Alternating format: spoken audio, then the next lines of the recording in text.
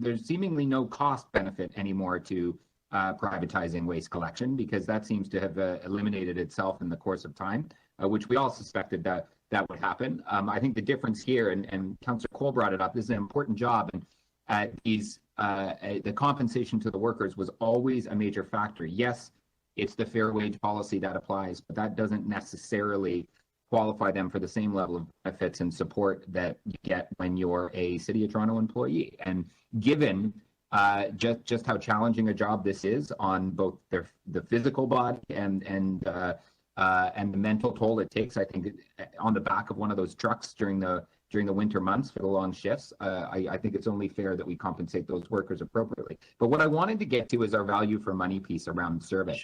And I'm happy to hear that Councillor Holiday has had a positive experience with the collection in his ward.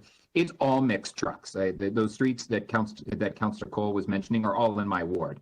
It's because that's where he grew up, and that's fine, and we welcome him back frequently.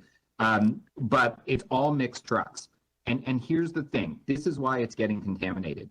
They fill one side, or when one side gets full, they don't drive back to empty out. They just start putting everything in the empty side. Maybe it's that my house is late in the day. It is towards the late afternoon when they get to my street. But there's no claw reaching for one in front of my house. Someone goes, pulls them both out between the parked cars, puts one in, flips it, and typically, because I got a small garbage bin, picks up my garbage bin, gives it a tip in, but throws them in the same side. I don't know what side they're throwing it in, to be quite honest. Because everything's getting mixed and you just see it mixing. So I suspect it's because one side of the truck is full and they're being told or instructed not to drive back to the yard to dump a load because it's full on one side, that they're just packing it in the other side. This is why I think it's important for us to look at, and it's not something I witnessed one or two times, it's literally every second week. And so it's important for us to figure out what's going on with diversion rates as well, because and if I could ask the clerk just to put the slide up that I sent, we have the information about diversion rates. This is from a 2017 presentation report from staff that clearly shows lower diversion rates in areas 1 and 2 compared to 3 and 4. It doesn't look big on this graph, but it is a significant percentage, and every percentage point is one that we have fought to achieve. So this information is available. I also want to see the contamination data, because boy, oh boy, is it frustrating to me as someone who takes great care in cleaning and separating my recyclables and ensuring that everything that goes in the green bin can go in the green bin, down to tissues in my bathroom washrooms, I make sure are going in the right bin. It's very frustrating, and I'm sure it's not just me that when people see it, it's like, oh, well, if they're just going to throw it all in the same place anyhow, what's the point? Honestly, what's the point? And so I would like to know, and maybe it's true of all the routes. Maybe there's something said for the way those mixed trucks operate. Like if it seems quite straightforward, and as Councillor Holiday described it, if it's one truck, one thing, you can't really make the mistake.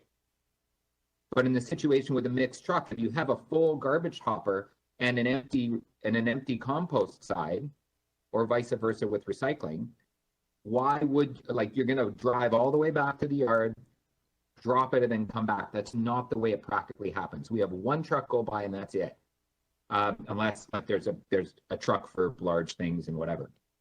So I'd like to know whether or not this is an issue and a challenge that we have. As far as the fleet, I was really surprised to see a vehicle that had completely opposite messaging than we normally have in our city, which is why I sent it to Matt, and I thank him for following up so quickly. They are supposed to have a fleet that's kept in good order, that we don't have to rely on going to other municipalities to find trucks. They are supposed to have that fleet. I have some concerns that we would so easily accept the excuse that, well, we ran out of trucks, so we just drove one in from Vaughan. I'm challenged by that. Because then what happens when they run out of trucks in Vaughan? Are they taking our trucks, and is our service suffering as a result? So I think it's important to focus on some of the performance things now that we know that money is not an incentive for municipalities to continue down privatizing essential services. Thank you.